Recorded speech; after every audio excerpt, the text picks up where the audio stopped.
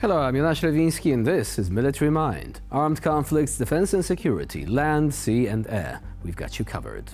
Overnight, the Russian military struck southeastern Ukrainian regions with multiple airborne weapons. In Kherson, a Russian guided bomb hit a multi-story residential building. In the aftermath, several people were wounded, including children, according to local officials who added that the strike was carried out around midnight, with the Russians using 3 bombs in total. One hit a house in the center of Kherson, and victims were pulled from beneath the rubble throughout the night, with blast injuries sustained by at least 5 residents. The structure itself was badly damaged, with one entrance almost entirely collapsed. Odessa, meanwhile, saw drone attacks for the second day in a row. According to the head of the local military administration, at least one person was wounded, and the attack left about 5,000 residents of one of the city's districts without power. Odessa Mayor Gennady Trukhanov also added that the strike also damaged heating infrastructure, leaving some residents without access to heating. Moving on to the front now, in the Kursk region, Russian Marines crossed the border in an unknown location and entered enemy territory, at least according to the Russian Defense Ministry, which has also released a detailed description of the liberation of the village of Sverdlikovo on the western flank of the Ukrainian Armed Forces bridgehead. According to the report, Russian troops first took control of the western part of the settlement and the strategically important Sudzha-Rylsk highway, and then successfully stormed the village, advancing along the Lokhnya River. In the Donbass, according to Ukrainian military observer Konstantin Mashoviets, in recent days the Russian armed forces have been unable to advance on the western flank of the Pokrovsk sector or to recapture the village of Peshchanie, previously liberated by the Ukrainian armed forces. In addition, the Russians are also trying to break through toward the Dnipro region, but so far the operation does not look like a large-scale offensive. In the Kurakhove area, the Ukrainian armed forces left the remnants of the pocket west of Kurakhove, which means that the entire settlement is likely encircled.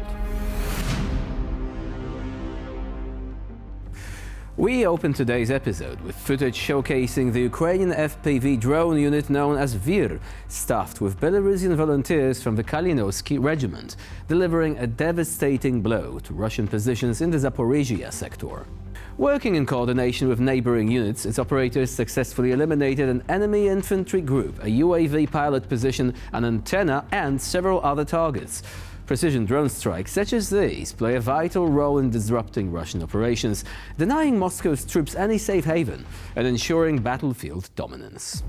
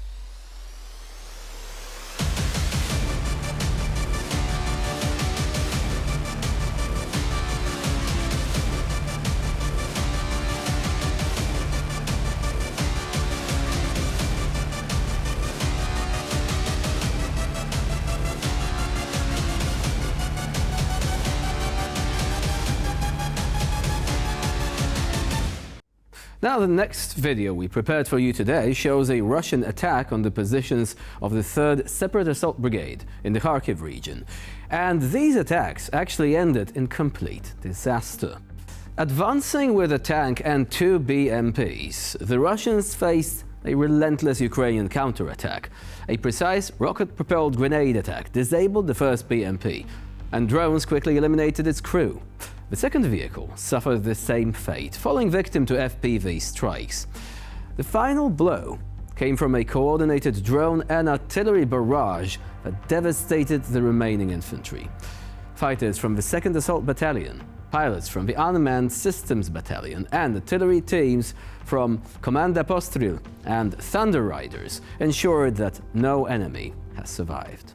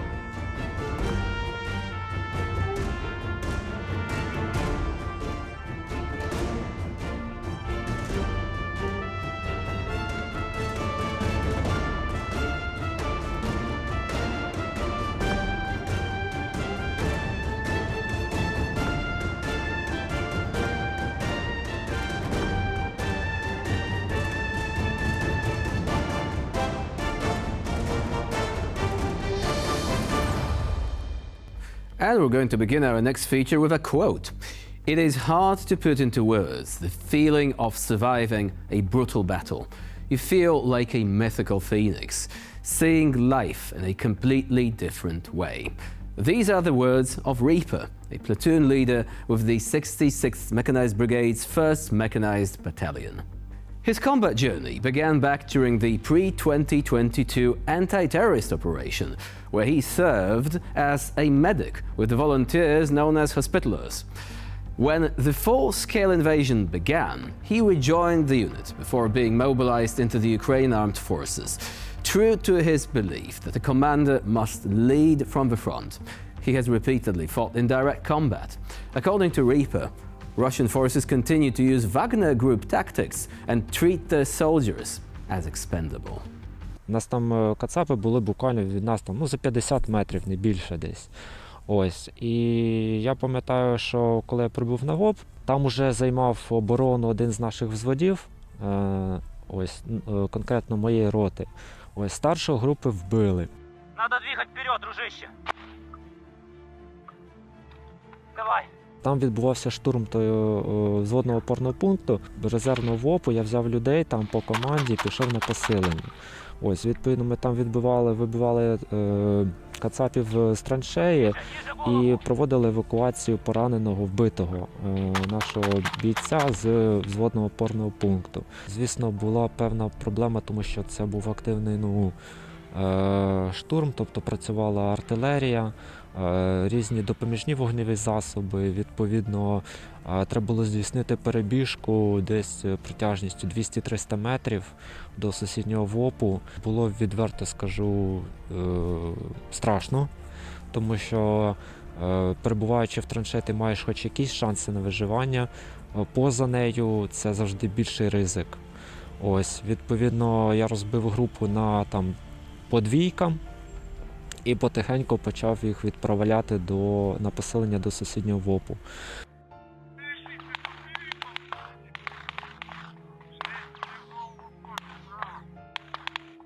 Понял, работаю. Звісно, я там виходив на радіозв'язок, попереджав, тобто хлопці про те, що ми висуваємось, щоб не виникло якогось дружнього вогню. Вже коли добігли до траншеї, то почали потроху працювати двійками. В наш бік теж летіли там ворожі кулі. Тобто зорієнтуватися було важко в плані того, що де конкретно знаходиться ворог. Йде штурм, люди абсолютно різні, люди там трохи в паніці, да? Там-то не вистачає БК, там-то ВОП наполовину вже розвалений, майже знищений. Люди всі мене слухали, люди чітко виконували всі мої команди. And with this, we conclude today's episode of Military Mind. Stay with us here on TVP World for more latest news and updates.